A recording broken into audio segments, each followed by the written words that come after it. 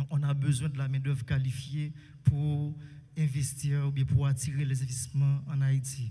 Donc, je parle des investissements nationaux qui prennent en compte et les investissements publics et les investissements privés. Donc, il suffit de faire la différence entre les entreprises à forte intensité de capital et les entreprises à forte intensité de main-d'œuvre pour comprendre ce que je viens de dire. Il y a comme problème entre la faiblesse des capitaux industriels. Donc, nous savons que nos capitaux industriels sont diversifiés, malheureusement de petite taille, et alimentent des réseaux commerciaux familiers. Il y a la défaillance institutionnelle. Donc, il y a une rupture au niveau de la chaîne de commandement. Donc, je vais parler tout à l'heure. On va voir ensemble le rôle des organes de contrôle, des organes nationaux de contrôle dans la chaîne pénale.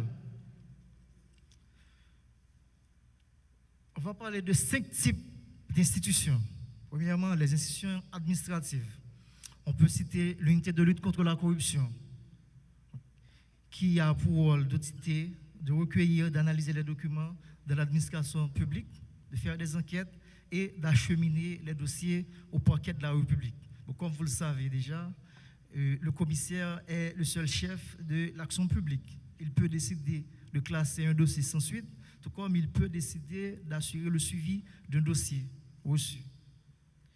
On a l'UCREF, l'unité centrale des renseignements financiers, qui se renseigne sur les activités financières du soupçonné. Donc, le soupçonné peut être une personne physique ou morale et conclure ou non à des possibilités de blanchiment de capitaux. Le CREF transmet ses rapports d'analyse financière au parquet à toutes fins utiles.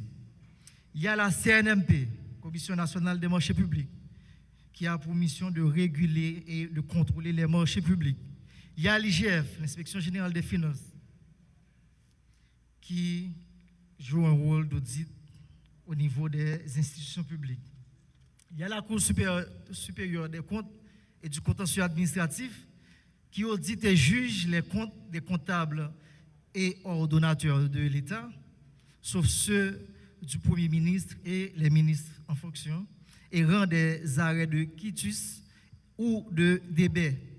La Cour supérieure des comptes accorde des charges aux fonctionnaires, aux comptables publics et aux ordonnateurs. On a le Parlement. Le Parlement